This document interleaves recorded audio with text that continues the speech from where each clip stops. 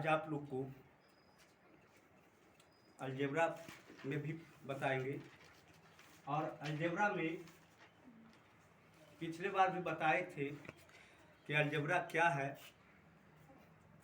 और अलजेब्रा में एक टॉपिक्स लाए थे जो कि आप लोग को 7th class, 8th class, 6th class,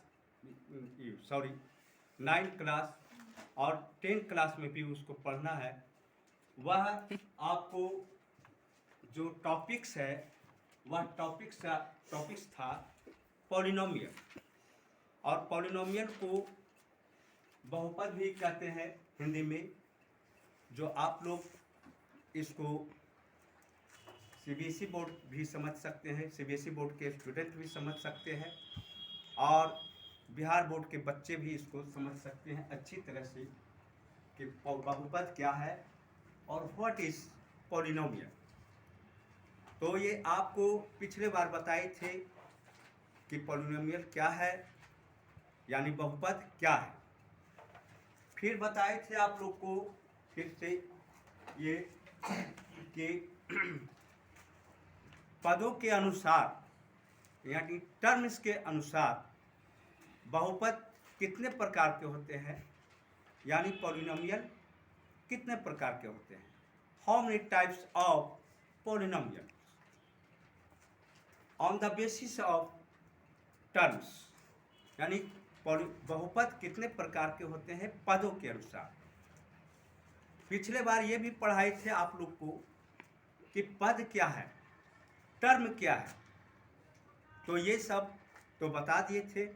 लेकिन आज आपको पॉलिनोमियल में यानी बहुपद में बताने जा रहे हैं बहुपद समीकरण यानी पॉलिनोमियल इक्वेशन, और दूसरा टॉपिक्स एक लाए हैं घात, यानी अंग्रेजी में उसको कहते हैं डिग्री।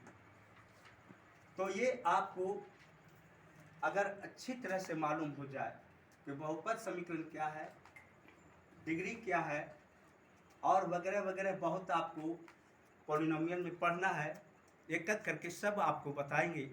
अगर बारीकी से इसको पढ़ लेते हैं, अच्छी तरह से पढ़ लेते हैं, तो आपको 10th में, खास करके 10th तक, आप 10th में जब जाइएगा या 10th के बच्चे जो बैठे हुए हैं यहाँ पर, उनको तो क्वेश्चन कभी नहीं छूटेगा। 100% आपको अलजेब्रा में इस तरह से पढ़ाई देने जा रहे हैं और प्रयास कर रहे हैं कि आपको कभी दिक्कत नहीं होगी। तो चलिए आज का टॉपिक्स जो लिए हैं बहुपद समीकरण यानी पॉलिनोमियल इक्वेशन और डिग्री, इसके बारे में आपको एक्सप्लेन कर देते हैं कि है क्या। तो चलिए सबसे पहले बहुपद समीकरण यानी पॉलिनोमियल इक्वेशन क्या है, तो हिंदी में इस तरह से इसको परिभाषित कर सकते हैं या किए हैं कि जब बहुपद व्यंजक को शून्य के बराबर कर दिया जाए, किसके बराबर कर दिया जाए, शून्य के बराबर कर दिया जाए, तो यह बहुपद समीकरण कहलाता है। When polynomial is equal to 0, then it is called polynomial equation. Example में देखिए px is equal to 0, यहाँ देखिए 8x square plus 5x plus 7, ये आपको पॉलिनोमियल एक्सप्रेशन हुआ, यानी बहुपद व्यंजक कहलाया। लेकिन अगर हम इसको 0 के बराबर कर दिए तो यही आपको क्या कहलाया बहुपद समीकरण, यानी इसको अंग्रेजी में बोल दिए पॉलिनोमियल इक्वेशन। दूसरा एग्जाम्पल लिए है P Y is equal to 0, यहाँ p सूचित करता है पॉलिनोमियल को, क्योंकि पॉलिनोमियल p से सूचित होता है।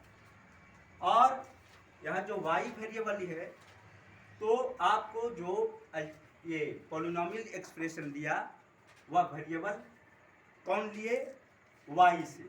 देखिए 7y square plus 5y minus 3, यह भी 0 के बराबर हो गया। तो ये दोनों आपको क्या कहलाया, बहुपद समीकरण, पॉलिनोमियल इक्वेशन। क्योंकि आपको बहुपद व्यंजक यानी अलजेब्रिक एक्सप्रेशन 0 के बराबर हो गया। अब चलिए आपको बहुपद समीकरण पॉलिनोमियल इक्वेशन के बारे में बता दिए। अब चलते हैं थोड़ा घात, जिसको डिग्री कहते हैं अंग्रेजी में, ये क्या है, बहुत इम्पोर्टेंट है, खास करके 9th और 10th में तो पूछता है। और एक एक ऑब्जेक्टिव जो रहता है एक एक नंबर के, उसमें बहुत काम ये सफलता मिलती है और सही उत्तर आप दीजिएगा अगर इसको अच्छी तरह से समझ लेते हैं तो एक आपको ये भी बता दूं कि आप लोग डिटेल से अगर पढ़ते हैं कोई भी चैप्टर को, तो अपने आप 2 नंबर के क्वेश्चन, 1 नंबर के क्वेश्चन आसानी से आप लोग अपने आप जो है 80% आप सोल्व कर सकते हैं, सिर्फ अपने आप।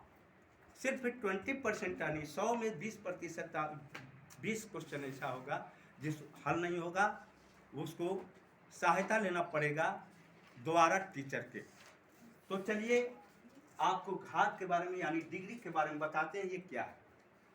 बहुपद के चर राशि पर सबसे ज्यादा पावर घात कहलाता है। ये भी आपको पिछले बार बताए थे जब अलजेब्रा यानी बीजगणित क्या है और उसमें चर राशि और अचर राशि बता रहे थे, तो चर क्या है ये बता दिए थे। फिर भी थोड़ा सा बता देते हैं, यहाँ पर रिपीट कर देते हैं। चर राशि यानी वेरिएबल वह उसे कहते हैं जिसका मान, जिसका वैल्यू बदलते रहता है, और इसको अल्फाबेट में ए से लेकर जेड तक सूचित करते हैं। कभी आप पढ़ते हैं तो ए बराबर कभी 1 रख देते हैं, कभी ए बराबर 2 रख देते हैं, कभी ए बराबर 3 रख देते हैं। देखिए यहाँ पर क्या हुआ, चेंज हुआ। तो चलिए चर राशि यहाँ पर क्या हो गया तो बताते हैं। थोड़ा सा सीबीएसई बोर्ड के लिए अंग्रेजी में भी बोल देते हैं कि उसका डेफिनेशन भी दे देते हैं। घात को डिग्री भी कहते हैं, और डिग्री क्या है? The maximum power of variable of any polynomial is called degree. और इसको एग्जाम्पल में इस तरह से पेश किया है। देखिए 8x + 7 में चर राशि x है। अभी बताए थे कि चर राशि को किससे सूचित करते हैं, यानी वेरिएबल को किससे सूचित करते हैं, कि a से लेकर z तक। x पर पावर 1 है। देखिए 8x + 7 और x पर कुछ नहीं है, तो यहाँ पर पावर क्या है, 1 है। अतः इसका डिग्री यानी घात 1 है। उसी तरह से एग्जाम्पल 2 लिया, 8x² - 7x + 9 में चर राशि यानी वेरिएबल x, देखिए यहाँ पर x आया, इस पर सबसे अधिकतम पावर 2 है। अतः इस पॉलिनोमियल का डिग्री 2 होगा। देखिए कैसे आपको अधिकतम हुआ पावर, तो देखिए यहाँ x है, वेरिएबल है, यहाँ पर पावर 2 है और यहाँ पर 1 है, तो सबसे ज़्यादा क्या हो गया, ये 2। तो ये जो 2 हुआ ये मैक्सिमम पावर हो गया। अतः इस पॉलिनोमियल का डिग्री क्या हो गया, 2। चलिए एक और एग्जाम्पल देकर आपको समझाते हैं। हो सकता है इससे और 100% आपको संतुष्टि मिल जाए, समझ जाए। चलिए एक और एग्जाम्पल लिए, 8x³ + 7x² - 6x + 9। इसमें देखिए x पर x क्या हो गया, वेरिएबल हो गया यानी चर राशि हो गया, और सबसे ज़्यादा पावर यहाँ देखिए 3 पावर है, यहाँ पर 2 है, यहाँ पर 1 है, और यहाँ कुछ नहीं है 9 में, तो 1 छिपा रहता है। और ये भी बताए थे पिछले बार कि किसी पर पावर 0 होता है तो उसका वैल्यू कितना होता है, 1 होता है, मान कितना होता है, 1 होता है। तो इसमें देखिए इसमें चर राशि यानी वेरिएबल x पर सबसे अधिकतम पावर यानी मैक्सिमम पावर 3 हो गया। देखिए यहाँ 3 है, यहाँ 2 है, यहाँ 1 है पावर, यहाँ 0 है, तो सबसे ज़्यादा कितना हो गया, 3। तो इस पॉलिनोमियल का डिग्री कितना हो गया, 3। ये माइनस नहीं समझिएगा, इसको इस तरह से सूचित करते हैं तो कंफ्यूज नहीं पड़िएगा। ये 3 हो गया डिग्री।